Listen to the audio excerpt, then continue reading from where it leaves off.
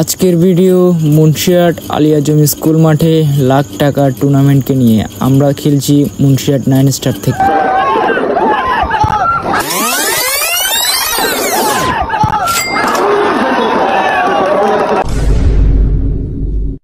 তো ভিডিওর থাম্বনেল দেখে বুঝতে পারছেন খেলার উদ্দেশ্যে রওনা দিতেছি। তো ঠিক আছে, গন্তব্য হচ্ছে মুন্সিরহাট ফুটবল মাঠ। তো হ্যালো হোয়াটসঅ্যাপ গাইস, আসসালামু আলাইকুম। কেমন আছেন সবাই? আমি সাদাত হোসেন জয়, আর আমার সাথে আমার ছোট ভাই ইসমাইল হোসেন মিরাজ। তো আমাদের উদ্দেশ্য আজকে মুন্সিরহাট আলিয়াজম স্কুল মাঠ। তো চলেন যাওয়া যাক। একটু হাঁটার পর চলে আসলাম আমাদের গুথুমা বাজারে, এবং আমি যাওয়ার পর দেখতে পাই আমি যাওয়ার আগেই আমার দুই প্লেয়ার শাহিদ হোসেন এবং রাহাত নাইয়ান আমার আগেই চলে আসছে। ওরা अच्छा ठीक है ইনশাআল্লাহ समझ गया। তো বাজারে আসার পর বড় ভাই রাহি ভাইও আসছে। তো আমরা এখন মোটামুটি হয়ে গেছে 3 জন। আমাদের গোলকিপারের জন্য আমরা অপেক্ষা করতেছি। গোলকিপার নজরুলের জন্য এখন আমরা অপেক্ষা করতেছি। 5 মিনিটের মধ্যে গোলকিপারও চলে আসছে। গোলকিপার তো চলে আসছে। হ্যাঁ, তো আমরা মোটামুটি সবাই চলে আসছি। এরপরে গাড়ির মধ্যে উঠি, সবাই খেলার উদ্দেশ্যে রওনা দিলাম।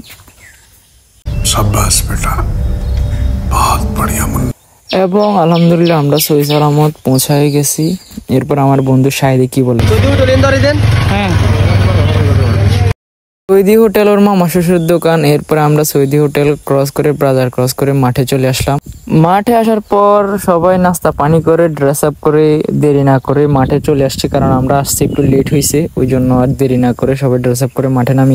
এরপর মাঠে নামার পর সবাই দিক নির্দেশনামূলক কথাবার্তা বলতেছে, কিভাবে অপোনেন্ট টিমের সাথে ভালোভাবে খেলা যায়, ওইভাবে সবাই একে অপরের সাথে কথা বলতেছে। এক এক প্লেয়ার এক এক টিমের, তো ওই জন্য কে কোন পজিশনে খেলবে ওইটা ঠিক করতেছিলাম। এরপর রেফারি এবং 2 টিমের প্লেয়ার মিলে জাতীয় সঙ্গীতের জন্য প্রস্তুত হলাম। আমার সোনার বাংলা, আমি তোমায় ভালোবাসি। জাতীয় সঙ্গীত শেষে রেফারির বাঁশির মাধ্যমে প্রথমার্ধের খেলা শুরু হয়ে যায়।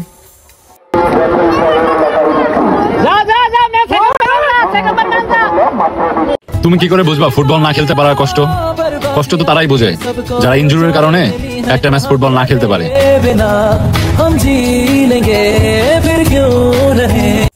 এই যে দেখতে পারলেন এই কাটা, এটার জন্য আমি ফার্স্ট হাফ টাইম মাঠে নামি নাই। তো এটার ভয়ে অনেকক্ষণ ফার্স্ট হাফ টাইম 30 মিনিট দাঁতে দাঁত চাপিয়ে আমি বসে আছিলাম, খেলা দেখছি। এরপরে আর সহ্য হইল না, সেকেন্ড হাফ টাইমে মাঠে নামিয়ে গেলাম। আমি নামার পর ওরা একটা কর্নার পাই গেছে সাথে সাথে। ওমা কি আক্রমণ!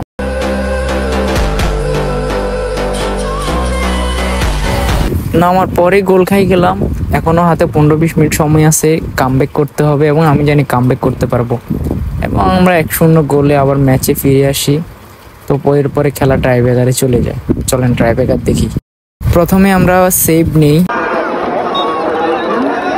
গোল খাওয়ার পর এরপর আমি দলের হয়ে প্রথম শুট নিতে যাই।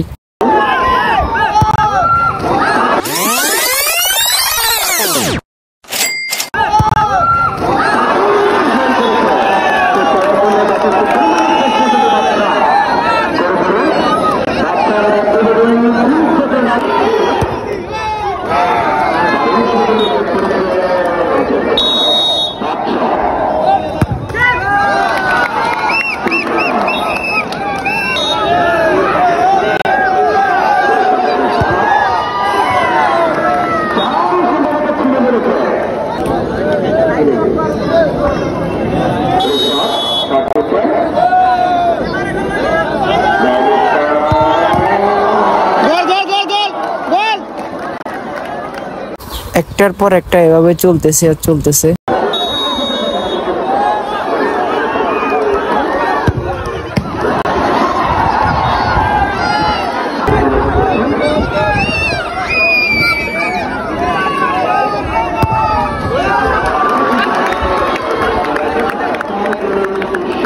চারে 4 এই পর্যন্ত আমরা ঠিক ছিলাম।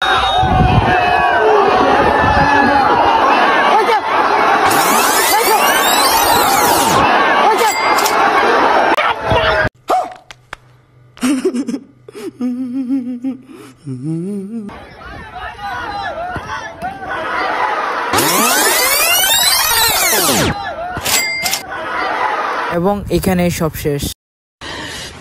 साले को बम से उड़ा दूंगा एक बार हाथ में आ जाए तो। कंट्रोल कंट्रोल उदय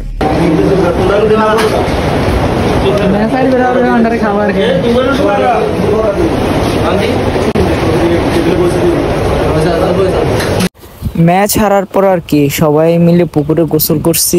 গোসল করার পর ফ্রেশ হয়ে আসছি। ফ্রেশ হয়ে আসার পর সবাই মুন্সিরহাট এই বাজারে যে লাকি হোটেল আছে ওই লাকি হোটেলে বসে সবাই নাস্তা করতেছিলাম। আর কে কোথায় কিরকম ভালো খেলছে না খারাপ খেলছে ওইটা নিয়ে ডিসকাশন করতেছিলাম। তো সবাইরে বলছি আমার ব্লগটা যাতে সবাই শেয়ার করে দেয়, আপনাদেরকেও বললাম।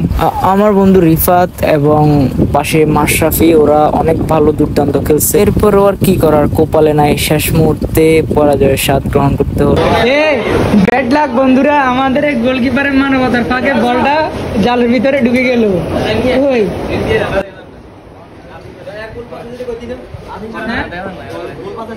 আচ্ছা, আমাদের শাহেদ খুব ভালো খেলছে।